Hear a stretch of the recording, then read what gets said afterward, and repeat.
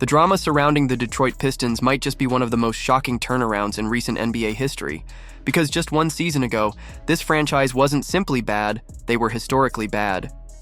A laughingstock, a cautionary tale, the kind of team that other struggling franchises could point to and say, well, at least we're not them.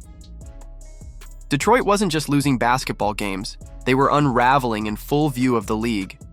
They stumbled their way through a miserable 14-68 season, the worst record in basketball, punctuated by a 28-game losing streak that set a brand new low point in the NBA's 78-year history. That wasn't just losing, that was humiliation. That was hopeless basketball. That was a proud franchise with championship banners in the rafters sinking into the abyss. It wasn't just the record that was painful. The atmosphere around the Pistons was toxic.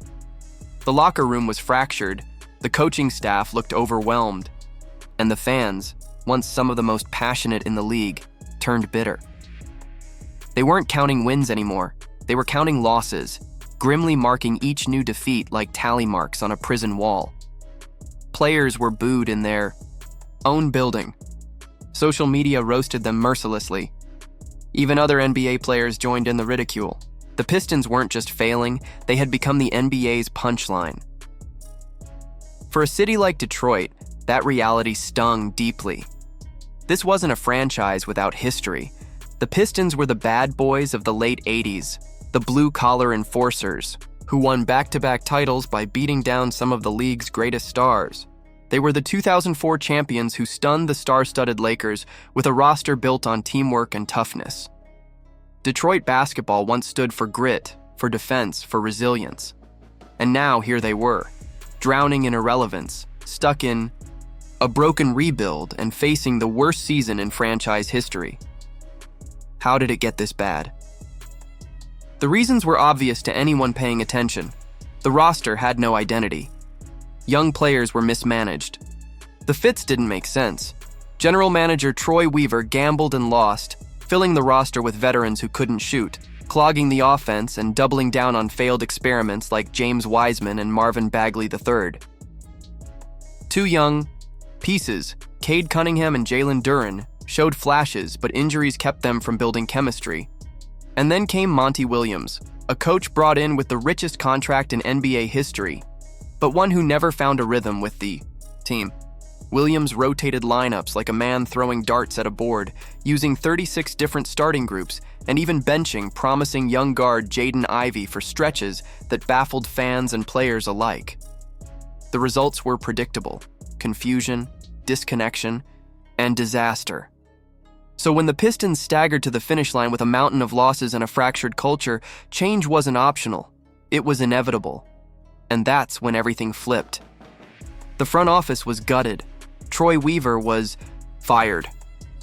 Monty Williams, despite 5 years left on his massive contract, was dismissed after just one season. It was a bold, almost unthinkable move, eating tens of millions of dollars just to move on, but it sent a clear message. Detroit wasn't going to tolerate failure anymore. The franchise was tired of being the joke of the NBA. Enter Trajan Langdon, the new architect of the Pistons' rebuild. Langdon arrived with a reputation for discipline, scouting expertise, and stability.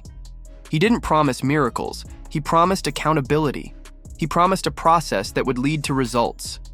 And unlike his predecessor, his first moves weren't gambles, they were calculated strikes.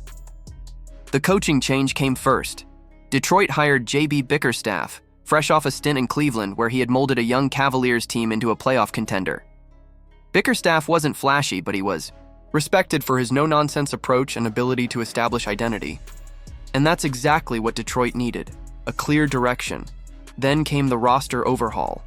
The Pistons targeted players who filled actual needs instead of stockpiling mismatched talent. They traded for Tim Hardaway Jr., a proven three-point shooter, who had just helped the Mavericks reach the NBA Finals. They signed Malik Beasley, one of the league's most efficient volume shooters, fresh off a career year in Milwaukee.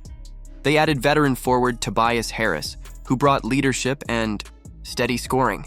And on draft night, they used the 5th overall pick on Ron Holland from the G League Ignite, a young wing with energy and upside. Suddenly, the roster had balance. The Pistons had shooting, spacing, and structure around Cade Cunningham. And when the new season tipped off, Detroit looked like a completely different team. They started hot, went on a mid-season tear with an 8-game winning streak, and by season's end, they had accomplished the unthinkable, a 30-win improvement, finishing 44-38, locking in a playoff berth as the 6th seed. They didn't just improve, they tripled their win total, something no team in NBA history had ever done in an 82-game season. The turnaround wasn't magic, it was execution. Cunningham blossomed into a full-fledged star, putting up all-NBA numbers while guiding the team with poise.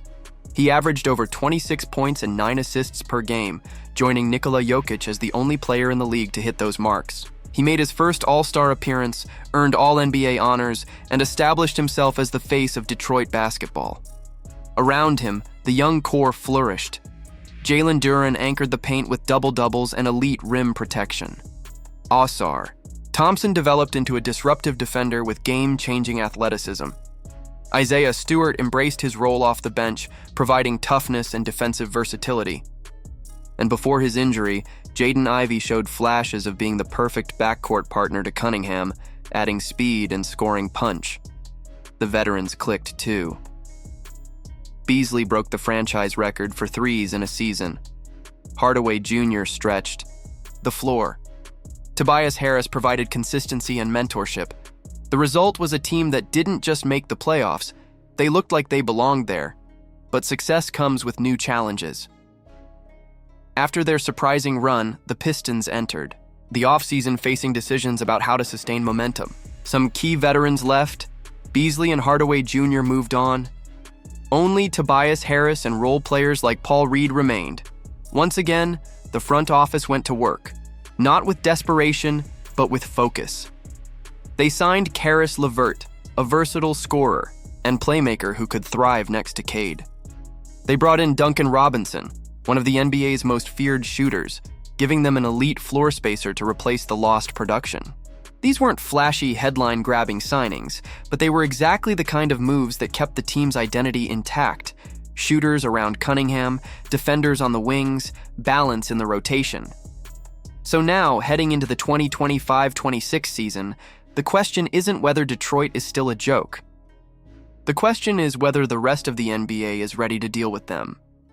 Vegas projects the Pistons at 45.5 wins, a number that would put them firmly in the middle of the Eastern Conference playoff picture. But internally, the expectations are even higher. With Cunningham ascending, Ivey returning from injury, Thompson and Duren continuing to grow, and new shooters spacing the floor, Detroit is aiming for 50 wins and a top 5 seed. Their defense, once among the worst in the league, is now trending toward elite. Their offense, once clogged and stagnant, is evolving into one built on pace, space, and the brilliance of their star guard. What makes this story remarkable is how fast it all happened. In a league where rebuilds often drag on for 5, 6, even 7 years, Detroit went from unwatchable to unmissable in a single season. They didn't just rebuild, they reinvented themselves almost overnight. And that raises the bigger question. Are the Pistons just a feel-good story, or are they laying the groundwork to be a legitimate contender? Because history tells us there are turning points in franchises. Moments when the culture shifts, when the narrative flips, when the league has no choice but to pay attention. For the Pistons, that moment might have already arrived. Cade Cunningham is no longer a promising prospect, he's a star. The young core is no longer raw potential, it's production. And the organization, once a mess of bad contracts and broken decisions, now looks like one of the most disciplined, forward-thinking front offices in basketball. So, does the NBA have a Detroit Pistons problem? The answer is yes, but not in the way it did in 2023. Back then, they were the laughingstock. Now they're the blueprint. The problem isn't laughing at them anymore, it's stopping them. But what do you think? Are the Pistons on the verge of becoming true contenders? Or is this hype arriving too soon? Could they be a legitimate threat in the East within the next 2 to 3 years? Or will the pressure of expectations expose them? Let us know your take in the comments below. And if you enjoyed this deep dive into Detroit's shocking turnaround, make sure to hit like, subscribe, and turn on notifications so you don't miss any of our upcoming breakdowns. The NBA always has stories simmering beneath the surface, and we'll be here to bring them to you.